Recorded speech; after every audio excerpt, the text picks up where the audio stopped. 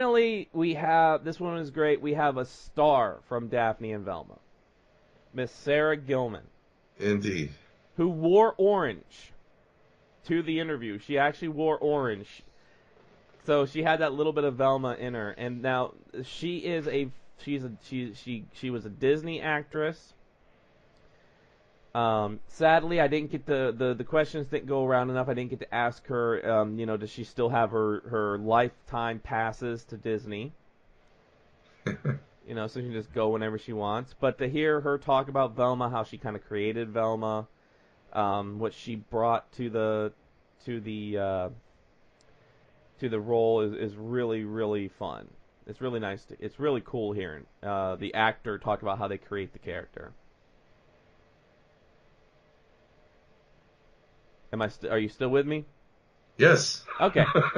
Making sure. I'm waiting for the cutoff. Okay, we're back. Yeah. All right, let's go to Sarah Gilman. Oh, God. How are you guys doing? Great, yeah.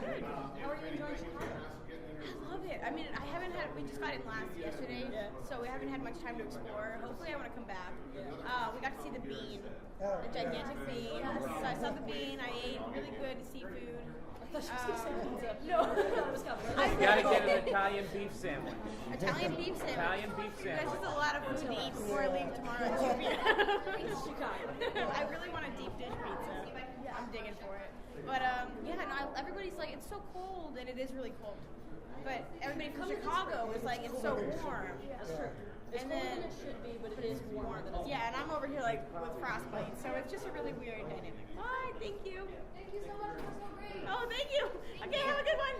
Bye, guys. I'm like, I'm sorry. We're starting down at the Starting back. Okay, we were told that there was a lot of improv going on during the production. Was there anything that didn't make it in that you wish would have made it into the movie? It's such a boring answer, but no, not No? really. Like I guess my favorite things made it in for the most part. Like there were no jinkies in the script when I got it. There was no "Where's my glasses?" So those it made it in. So yes, thank you. Like, okay. Yeah, and then most of the improv that I did, there was some improv. There's a fight scene, and which was unscripted. It was just like Sarah like. We're going to put some smoke over you and visual effects, but right now just jump around and do a lot of kicks and stuff. And that was probably the most difficult scene of the movie because I was not in shape. So there was a lot of cardio in that moment. But I did a lot of like spoken improv, like yelling at the people I was fighting, the things I was fighting. That didn't make it in because there was just so much footage to take from. So there's some of that I wish like was kind of sassy and fun fighting dialogue. But other than that, like most of it got in. Great. Coming into such an iconic character as Velma, and you were able to get the jinkies in and everything like that. What did you bring? What spin did you put on it that you were like, this for me is Velma? Because everybody brings something new to the role. What did you bring to this role that you're just like, this is why I love Velma? I think one of my favorite clips from old Scooby-Doo, I just remember it very clearly, is some point where like this monster goes up to them and goes like, "Rawr!" and Velma goes, "You stop that!" And I was like, that's it. That's what we're doing. So I think I brought kind of more of a sarcastic and sassy edge to her, and you'll see that it's in the trailer, but it's also a lot in the movie where like Daphne will say something like kind of like silly, and Velma will be like, just like deadpan at her. And so like that was my favorite part to bring to her. I think she's a lot more dry. Little Daria in there. I don't know if you know who Daria is or anybody knows who Daria was, but she was a character on MTV that was a very dry, sarcastic character. Yes. So when I was watching the trailer, it almost seemed like a mishmash of those two. Check out Daria if you've never seen her. Okay. But I love your portrayal in the trailer. I can't wait to see the movie. Thank you so much. It sounds like you grew up with Scooby-Doo. Is that what Yes. attracted you to the project? I won't lie. I am like working. I'm an actress. I can't really blame You you on really, that one. yeah. Yeah. You know, but no. As soon as my agent got me this, I was like, "There's no way I'm going out for a Scooby-Doo movie right now. Like, there's no way." Because like as a kid, I was like, Velma was my favorite. Like everybody wants to be part of the mystery gang, but I was like, "This, that doesn't happen." And then I got this audition, and I was like, confirm. Like, I'll get in today. I actually originally went out for Daphne. So they called me in for Daphne, and I was like, no. I was like, I'm getting in the room, but like, no. So So I wore my glasses in. Because I have glasses, I have bad eyes, and so I wore my glasses in, and I was like, "Hi, I'm so sorry about this. Like, I ran out of my contacts. This is so silly and embarrassing." And then I read it once, and Jennifer, our producer, was like, "Can you go back to the lobby and just go over the Velma sides and just come back?" And I was like, "Oh my gosh, it's so unexpected." Sure. Velma from the start. Thank you. Yeah, no, I was Daphne now. Like, I love her, she's awesome, but I'm not a Daphne. Talking about getting a little Daria in there. I was actually leaning more toward Delia. Oh no! I haven't heard that in even a while.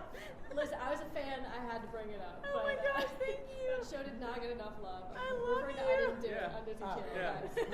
I'm a Disney Channel kid through and through in my 20s. Oh my gosh, thank you. But my question more so is your working relationship with Sarah Jeffrey. Mm-hmm. Because she was on Disney Channel as well. Yes. So you're both kind of Disney kids. What was it like just having her as your co-leading lady? It was so fun because we didn't know each other. We know a lot of the same people because of Disney Channel, and so like before when I heard Sarah Jeffrey was cast and we started following each other on Twitter, like I went to my friends and I was like, "Hey, you guys know Sarah?" And they were like, "Oh my gosh, she's awesome. You're gonna have a great time." So I was like, already going in, I was like, "It's gonna be good." And then we get there and we accidentally run into each other at the airport. And it was like a Step Brothers moment where they're like, "Oh my god, like, do you like guacamole? I love guacamole. Let's be best friends." We were just like, "Let's go get our bags." And then I was like, "Let's go get our bags." And then we just ran. And for the first like 3 weeks, and we only shot for 4, just to give you an idea, we did everything together. We if we weren't filming, sleeping, or no, we ate together. If we weren't filming or sleeping, we were eating together. We were like hanging out together. We were going on adventures together. It was amazing working with Sarah. I'm so sad she's not here. Like, she's off. She's doing amazing things right now. She's filming a pilot for CW. But I wish she was here. I haven't seen her in a minute. Well, okay, I say that it's been 2 weeks, but still. Just sliding in just a second. I promise to quick. Did you get to see Piper while you were in Chicago? No, I have not. I think we're doing brunch tomorrow, actually. Really? We're doing brunch. Yes. I'm the Disney fan. I was wanting to hear a little bit about your experience as working as an actress and being a female-identified person in the film industry, and what that's been like for you, and what advice you would have. We have a lot of readers who want to go into film, and what wise words you would have. Yeah. So I have not a kind of unique position of being an actress that's already working, luckily, in the industry, and also a film student who's going to film school at USC. So I've worked on crews, and I've also worked as an actress. And I'd say I've been very lucky as an actress and as a crew member in that I've worked with amazing people I've never felt discriminated against. I've only felt supported, and I know that's not always the case, but I think definitely nowadays the trend is going towards there's more inclusivity, for sure. This was an amazing set to work on. Not only was it a female-led story with 2 strong female protagonists that don't even talk about boys. There's no storyline in there that's like, "Oh my god, you like Brad? I love Brad.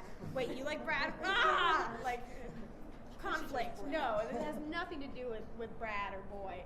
And so, right off the bat, the story is strong in that way. But, yeah. I'm going to get you. No, but at the same time, I mean, it's directed by a woman. It's written by a woman and a man. It's shot by a woman. It's edited by a woman. It's produced by women. It's an amazing in front of it and behind the screen film in that term and respect, and I think it's all the better for it. It's still an amazing film, like, if I do say so myself. Just objectively, it's not like, oh, women made the film, like, can't watch it now. It's like, it's really good. It's a good movie, and so I think that hopefully, I guess to anyone who's going into this industry, I'd say, like, if you're going for behind the screen, it's so important to stick to your guns and remember, as hard as this and cheesy as this sounds, to believe in yourself. Like, you have just as much talent and ability as anybody else out there, and that's just off the bat. If you're trying hard, then you're already a step ahead of the game. And if you're going in as an actress, I would say same along the lines of the same things, but there's such a defined mold of what you're expected to look like in this industry, and I would say as hard as it is to fight against that, and I fight against it and fail sometimes too, the more people break that mold and fight against it, the easier it'll be to ignore it in years to come. And so I'd say the best thing you can do for this industry and for yourself is just remember to be who you are and not conform to what people want you to be. As cheesy as that sounds. No, that's sorry. Yeah, we're cutting it. I'm going to give her a break before she needs to get some air. And I think we all need to dry out our shirts. And we have to get over for the... All right, so that was the press room interviews. Once, like Chief said earlier, thank you to everybody who was there with us, letting us use their voices. And it was just such a weird experience to do that. Well, there was two ways they did it. So you had the round table, which I actually liked the round table.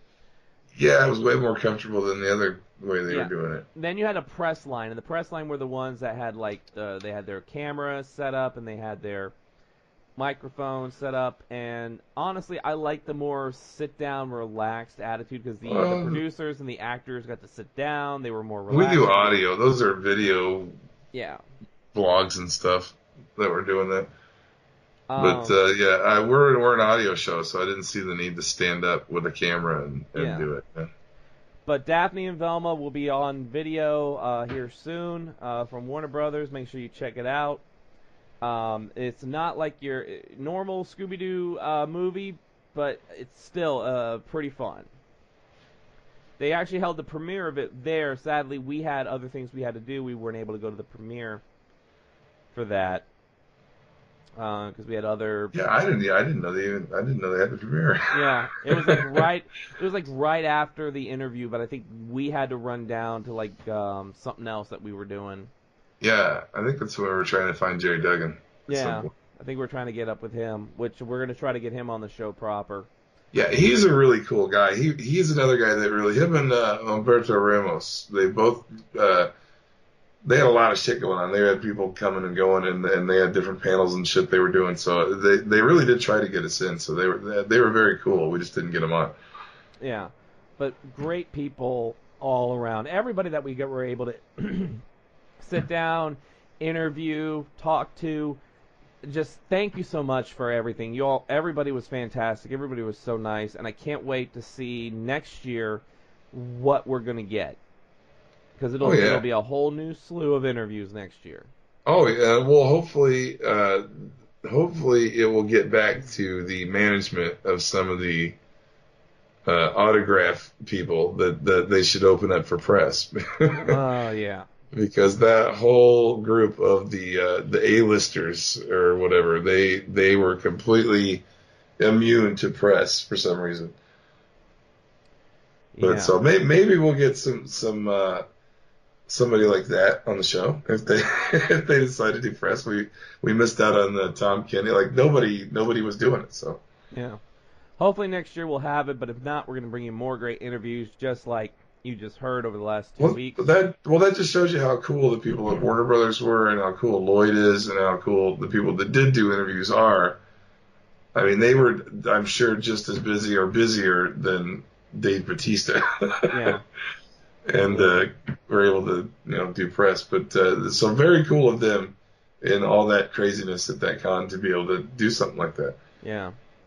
So, with that, make sure you follow Chief of Space, Chief75. I'm at NRD Renegades. Go follow the Instagram. Pictures galore. Pictures galore. More coming. Lots of pictures.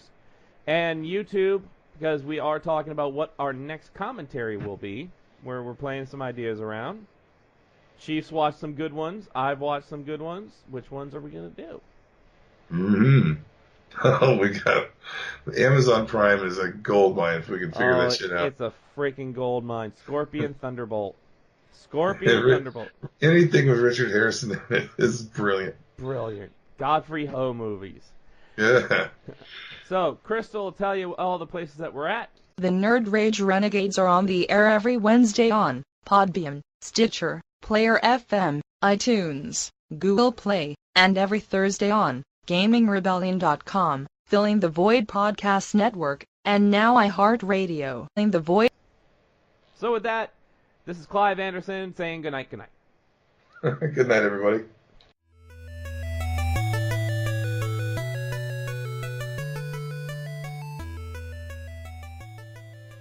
Nerd Rage Renegades.